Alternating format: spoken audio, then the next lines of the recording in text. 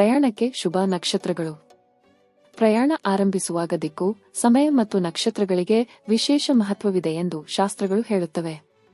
ಬೆಳಗಿನ ಸಮಯದಲ್ಲಿ, ವಿಶೇಷವಾಗಿ ಸೂರ್ಯೋದಯದಿಂದ ಮಧ್ಯಾಹ್ನದೊಳಗೆ ಪ್ರಯಾಣ ಆರಂಭಿಸುವುದು ಅತ್ಯುತ್ತಮ, ಏಕೆಂದರೆ ಈ ಸಮಯ ಶಕ್ತಿ ಮತ್ತು ಯಶಸ್ಸನ್ನು ನೀಡುತ್ತದೆ. ದಿಕ್ಕಿನ ವಿಷಯದಲ್ಲಿ, ಕೆಲಸ ಅಥವಾ ಶುಭ ಕಾರ್ಯಕ್ಕೆ ಹೋಗುವಾಗ ಪೂರ್ವ ಅಥವಾ ಉತ್ತರ ದಿಕ್ಕು ಅನುಕೂಲಕರ. ವ್ಯಾಪಾರ ಅಥವಾ ಹಣಕಾಸು ಸಂಬಂಧಿತ ಪ್ರಯಾಣಕ್ಕೆ ಉತ್ತರ, ಪಶ್ಚಿಮ. ಧಾರ್ಮಿಕ ಅಥವಾ ಮನಸ್ಸಿನ ಶಾಂತಿಗಾಗಿ ಈಶಾನ್ಯ ದಿಕ್ಕು ಉತ್ತಮವೆಂದು ನಂಬಲಾಗಿದೆ. ನಕ್ಷತ್ರಗಳಲ್ಲಿಯೂ ರೋಹಿಣಿ, ಮೃಗಶಿರ, ಉತ್ತರ ಫಲ್ಗುಣಿ, ಹಸ್ತ ಮತ್ತು ಅನುರಾಧ ನಕ್ಷತ್ರಗಳು ಪ್ರಯಾಣಕ್ಕೆ ಶುಭಕರ. ಆದರೆ ಆರ್ದ್ರ, ಆಶ್ಲೇಷ, ಜ್ಯೇಷ್ಠ ನಕ್ಷತ್ರಗಳಲ್ಲಿ ಸಾಧ್ಯವಾದರೆ ದೂರದ ಪ್ರಯಾಣವನ್ನು ತಪ್ಪಿಸುವುದು ಒಳಿತು.